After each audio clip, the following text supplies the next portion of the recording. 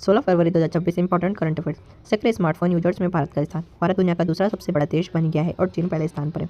भारत में active smartphone users की संख्या 74 करोड़ से अधिक हो गई है। इसका उद्देश्य डिजिटल कनेक्टिविटी और इंटरनेट के प्रसार को दर्शाना है। दुर्लभ बीमारियों के लिए नेशनल बायो बैंक। भारत ने दुर्लभ बीमारियों के लिए समर्पित पहला नेशनल बायो बैंक लॉन्च किया है। भारत नई दिल्ली में। कारण दुर्लभ बीमारियों के रिसर्च और इलाज को सुलभ बनाना। इसका उद्देश्य दुर्लभ आनुवंशिक रोगों के डेटा और नमूनों को सुरक्षित रखना है। सरोजिनी नायडू की 147वीं जयंती। 13 फरवरी 2026 को प्रसिद्ध स्वतंत्रता सेनानी सरोजिनी नायडू की 147वीं जयंती मनाई गई है। इनका जन्म 1879 हैदराबाद में हुआ था। विशेष व्यक्तित्व। सरोजिनी नायडू को भारत कोकिला कहा जाता है। यह दिन राष्ट्रीय महिला दिवस के रूप में मनाया जाता है। कारण भारतीय स्वतंत्रता संग्राम और महिला सशक्तिकरण में उनके योगदान को याद करना। Black swan summit India 2026। यह समिट भुवनेश्वर में आयोजित किया गया है। भुवनेश्वर उड़ीसा में। उड़ीसा सरकार और global finance and technology network की साझेदारी। इसका उद्देश्य डिजिटल बिल, फिनटेक और रोजगार के अवसरों को बढ़ावा देना है।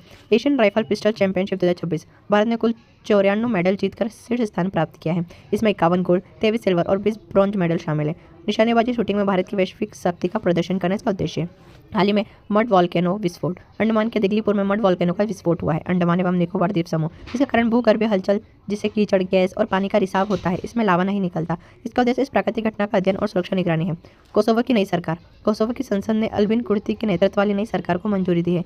कोसोवो इसकी राजधानी प्रिस्टिना है। व्यक्तित्व अल्बिन कुर्ती प्रधानमंत्री। कारण देश में नई लोकतांत्रिक सरकार का गठन।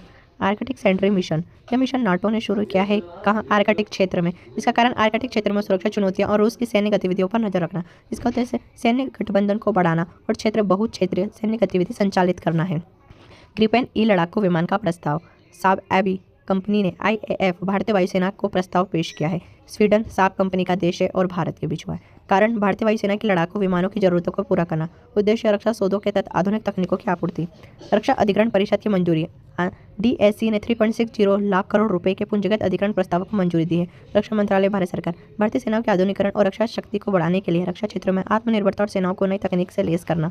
बारबाडोस की नई प्रधानमंत्री। मियां अमोर मोटली को पुनः चुना गया है। बारबाडोस की राजधानी ब्रिजटाउन है। लोकतांत्रिक चुनाव प्रक्रिया में भारी जीत। विशेष व्यक्तित्व। मियां मोटली बारबाडोस की प्रसिद्ध महिला नेता है। FIPI पुरस्कार 2025 oil and gas production company of the year. ये खिताब ऑयल इंडिया लिमिटेड ने जीता है। नई दिल्ली में आयोजित समारोह के द्वारा तेल एवं गैस उत्पादन में उत्कृष्ट प्रदर्शन के लिए ऊर्जा क्षेत्र की कंपनियों को उनके बेहतर योगदान के लिए सम्मानित किया गया है। वेनेजुएला से तेल आयात लाइसेंस। रिलायंस इंडस्ट्री को अमेरिका से लाइसेंस प्राप्त हुआ है। वेनेजुएला की राजधानी कारकारास। अमेरिका द्वारा वेनेजुएला पर लगे प्रतिबंधों में ढील देना। भारत की ऊर्जा जागरूकता के लिए सस्ते तेल के विकल्पों को तलाशना। गिफ्ट सिटी के नए चेयरमैन। उदय कोटक को गिफ्ट सिटी का चेयरमैन नियुक्त किया गया है। गांधीनगर गुजरात में। उदय कोटक बैंकिंग क्षेत्र के दिग्गज और कोटक महिंद्रा बैंक के संस्थापक है। इसका उद्देश्य गिफ्ट सिटी को वैश्विक वित्तीय केंद्र के रूप में अधिक और विकसित करना है। RBI डिजिटल भुगतान सूचकांक। सितंबर 2025 के लिए सूचकांक बढ़कर 516.76 हो गया है। देश में डिजिटल ट्रांजैक्शन और ऑनलाइन भुगतान में भारी वृद्धि। इसका उद्देश्य भारत में डिजिटल भुगतान अपनाने की गति को मापना और ट्रैक करना है।